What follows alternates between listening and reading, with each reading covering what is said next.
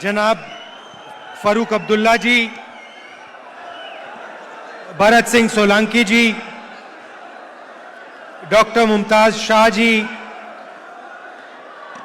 भैया भैया भैया थोड़ा साइड हो जाइए,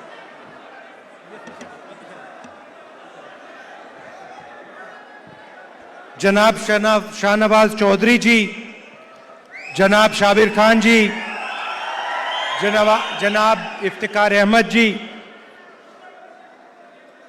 इंडिया अलायंस के सीनियर नेता, दोनों पार्टी के प्यारे कार्यकर्ता, प्रेस के हमारे मित्रों, आप सबका यहां बहुत बहुत स्वागत, नमस्कार।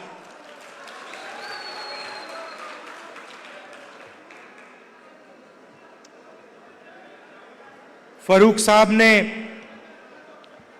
नफरत की बात करी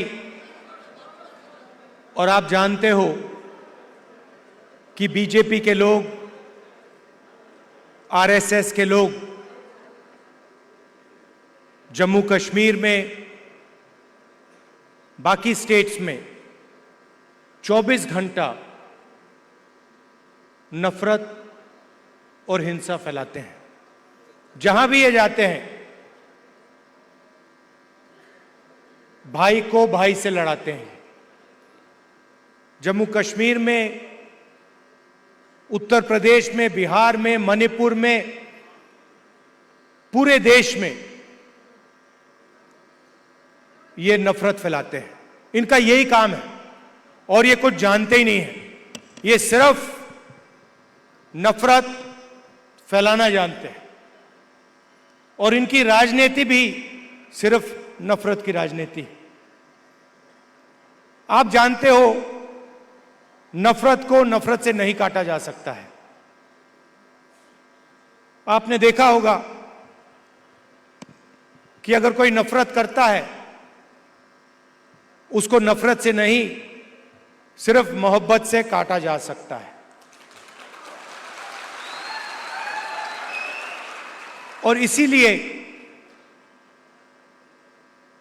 ये जो विचारधारा की लड़ाई है, एक तरफ नफरत फैलाने वाले लोग हैं और दूसरी तरफ मोहब्बत की दुकान खोलने वाले लोग हैं।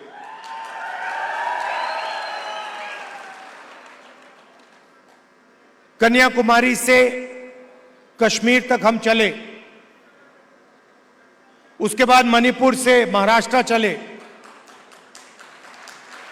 और एक ही मैसेज था कि नफरत से किसी को फायदा नहीं होता है। नफरत के बाजार में, हर स्टेट में हमने मोहब्बत की दुकान खोली और आपने देखा होगा जो पहले नरेंद्र मोदी थे, 56 इंच की छाती वाले,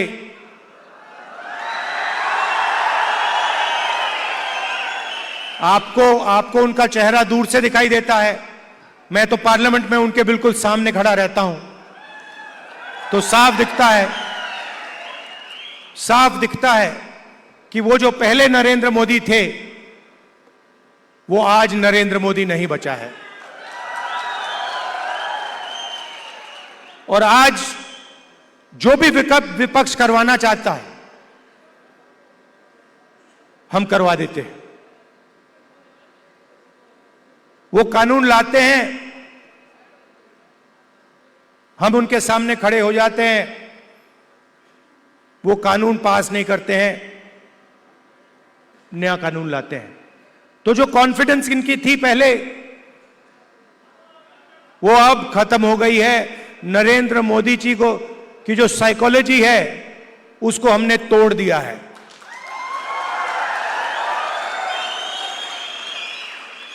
वो तो उनके चेहरे पे साफ दिखता है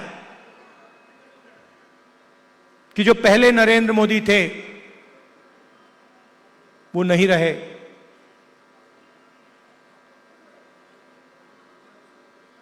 इलेक्शन के दौरान उन्हें कहा, जब प्रेशर बढ़ा, जब उन पर दबाव लगा तो फिर चुनाव के दौरान उन्होंने कहा कि भाई मैं तो बायोलॉजिकल है ही नहीं, मतलब मैं बायोलॉजिकल नहीं हूं, मेरा डायरेक्टली कनेक्शन ऊपर है, मैं डायरेक्टली बात करता हूं।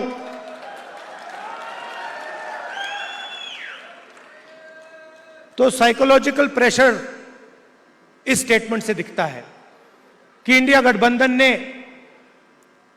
नरेंद्र मोदी को हमेशा के लिए साइकोलॉजिकली तोड़ दिया है, खत्म कर दिया है। और हमने नफरत से नहीं किया, वो नफरत फैलाते हैं, हमने मोहब्बत से,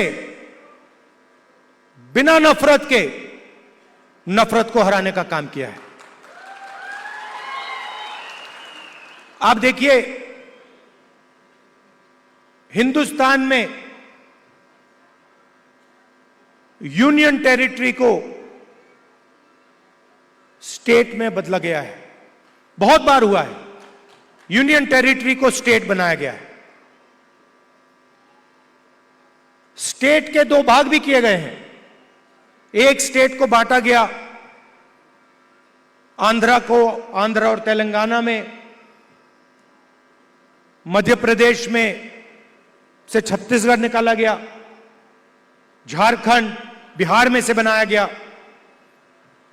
मगर पहली बार हिंदुस्तान के इतिहास में पहली बार स्टेट को यूनियन टेरिटरी यहां बनाया गया है। आपका जो हक है, लोकतांत्रिक हक है, वो आपसे छीना गया है। और यह पहली बार हुआ है हिंदुस्तान की हिस्ट्री में, पहली बार एक स्टेट से कहा गया है, जम्मू कश्मीर से कहा गया कि नहीं, अब आप स्टेट नहीं रहोगे, अब आप यूनियन टेरिटरी बनोगे।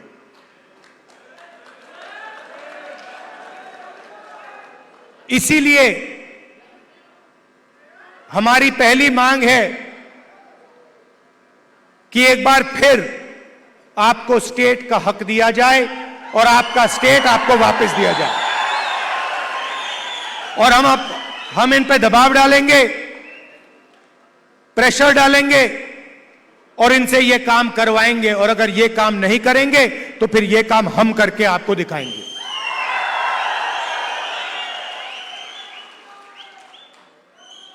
पूरे देश में नरेंद्र मोदी जी ने बेरोजगारी फैला रखी है।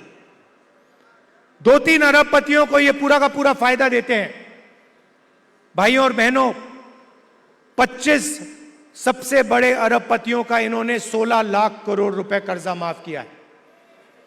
आप सोचिए, 16 लाख करोड़ रुपए अदानी अंबानी जैसे लोगों का इन्होंने कर्जा माफ किया। नोटबंदी लागू की, गलत जीएसटी लागू किया, और जो देश को रोजगार देते थे, जो छोटे बिजनेस वाले थे, स्मॉल और मीडियम बिजनेस वाले थे, स्मॉल और मीडियम इंडस्ट्री थी, उनको सबको इन्होंने खत्म कर दिया। नतीजा यह है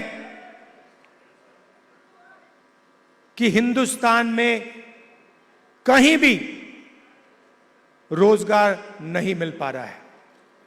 और यही हालत यहां जम्मू कश्मीर में है। अगर जम्मू कश्मीर का युवा रोजगार चाहता है तो नरेंद्र मोदी जी की सरकार रोजगार नहीं दे पाती है, ये सच्चाई है। और जो आपका था पहले, जो आपकी सरकार डिसीजन लेती थी, आपके हित में जो डिसीजन लेती थी, आपके भविष्य को सोचकर जो डिसीजन लेती थी, आज बाहर के लोग निर्णय लेते हैं। आपकी सरकार को चलाने में आपकी आवाज ही नहीं। आपकी सरकार दिल्ली से चलती है, ऑर्डर दिल्ली से आता है। हम चाहते हैं कि आपकी सरकार जम्मू और कश्मीर से चले। हम चाहते थे कि चुनाव से पहले ये हो जाए। हमारी सोच थी कि चुनाव होने से पहले आपको स्टेटहुड मिल जाना चाहिए था, मगर इन्होंने नहीं किया। चुनाव के बाद हम पूरा दबाव डालेंगे कि स्टेटहुड आपको मिल जाए। भाइयों और बहनों, ये बांटने का काम भी करते हैं। जहां भी जाते हैं एक जात को दूसरी जात से, एक धर्म को दूसरे धर्म से, एक प्रदेश को दूसरे प्रदेश से, एक भाषा को दूसरी भाषा से ये बांटते हैं और लड़ाने की कोशिश करते हैं। और यही काम इन्होंने यहां किया है। हमारे जो पहाड़ी भाई हैं और गुर्जर भाई हैं, उनको एक दूसरे से इन्होंने लड़ाने की कोशिश की है। मैं आप सबसे कहना चाहता हूं कि ये इनका जो प्रोजेक्ट है ये फेल होगा। हम सबको एक साथ लेकर सबके हक को देकर हम आगे बढ़ेंगे। हमारे लिए सब लोग एक जैसे हैं, हम किसी को पीछे नहीं छोड़ेंगे। हम मोहब्बत के साथ सबको एक साथ लेकर आगे बढ़ेंगे।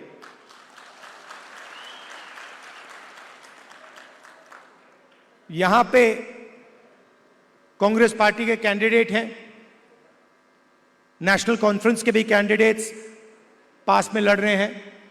जहां भी कांग्रेस पार्टी के कैंडिडेट्स हैं, नेशनल कॉन्फ्रेंस के लोग, नेशनल कॉन्फ्रेंस के कार्यकर्ता, आप पूरा समर्थन उनको दीजिए। और जहां भी नेशनल कॉन्फ्रेंस के कैंडिडेट्स हैं, मैं कांग्रेस पार्टी के कार्यकर्ताओं से कहता हूं कि आप पूरे दिल से उनको समर्थन दीजिए और उनको जिताने का काम कीजिए। आप सबका मैं दिल से धन्यवाद करता हूं। इतनी सुंदर जगह यहां आपने मुझे बुलाया, कम टाइम के लिए यहां हूं। मैं चाहता हूं कि अगली बार आऊं तो 2-3 घंटे के लिए नहीं, मगर 1-2 दिन के लिए मैं यहां आऊं, आपके बीच में रहूं। और आप जानते हो कि जो भी आप चाहते हो, मुझसे जो भी आप काम करवाना चाहते हो, पार्लियामेंट में जो भी कहलवाना चाहते हो, मैं आपके लिए तैयार हूं।